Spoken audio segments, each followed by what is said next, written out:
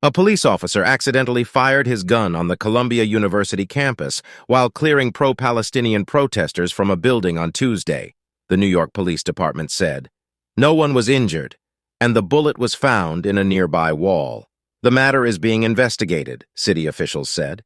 Police arrested 112 protesters this week after college leaders sought help clearing the Manhattan campus, a move that fractured the school community.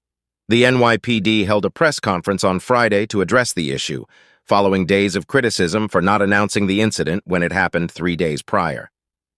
Accidental discharges happen every single year, and we average about 8 a year, and we don't get requests for information on it, NYPD spokesperson Sergeant Tarek Shepard said. If you do ask about it, we'll talk about it like we're doing right now.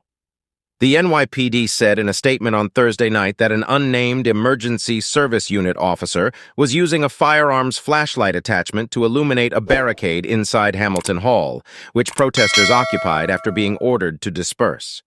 An officer fired a single shot into a wall a few feet away. The NYPD said it immediately investigated the incident and determined it was an accidental discharge. No student was near the area when the shot was fired, officials said.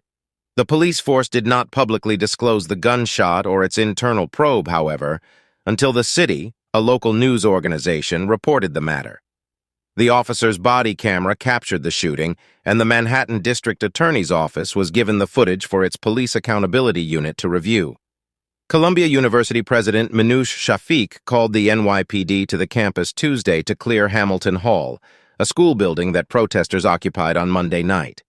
It was the second time Ms. Shafik had police on campus in response to the pro-Palestinian encampment. Students and faculty will have very limited access to the campus for the remainder of the year, just weeks before the semester's end. The university announced that all finals would be online.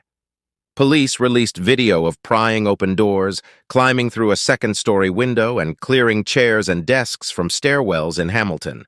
While the footage seemed to show that protesters had caused minor damage, it did not show a violent response from them. University students told the BBC earlier this week that the police acted rough and aggressive toward protesters, though the NYPD has denied this. The police said protesters detained on Tuesday were charged with a variety of offenses: burglary, obstructing governmental administration, criminal mischief, resisting arrest, trespassing, and disorderly conduct. NYPD data showed that about 29% of those arrested on campus were not affiliated with the university. The protests at Columbia University have helped to spark a greater U.S. student movement to call attention to the conflict in the Gaza Strip, which the Hamas-led health ministry says has killed more than 34,000 Palestinians.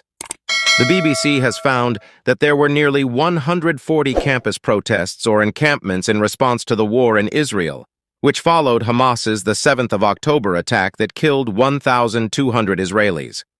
The students are demanding that their schools divest from arms manufacturers as well as institutions and businesses affiliated with Israel. They also want schools to publicly disclose their institutional investments. Some universities have been able to end the pro-Palestinian protests peacefully. The University of Minnesota and Rutgers University announced on Thursday that they struck agreements with protesters to clear encampments. In exchange, school administrations agreed to consider the students' divestment demands and make their investments publicly accessible. But most protests have not ended as harmoniously, particularly in recent days. Police cleared demonstrators from an encampment at the University of California, Los Angeles on Wednesday, arresting about 200 people. At Portland State University in Oregon on Thursday, authorities removed protesters from a library building and detained dozens of students. Early on Friday morning, student organizers said that the NYPD put 50 protesters at New York University and the new school on prison buses, removing them from encampments in downtown Manhattan. U.S. President Joe Biden urged pro-Palestinian protesters on university campuses to uphold the rule of law. "We are a civil society, and order must prevail," Mr. Biden said Thursday at the White House in his first direct remarks about the student demonstrations. Protests also surfaced beyond U.S. borders, in countries including Canada, Australia, and France.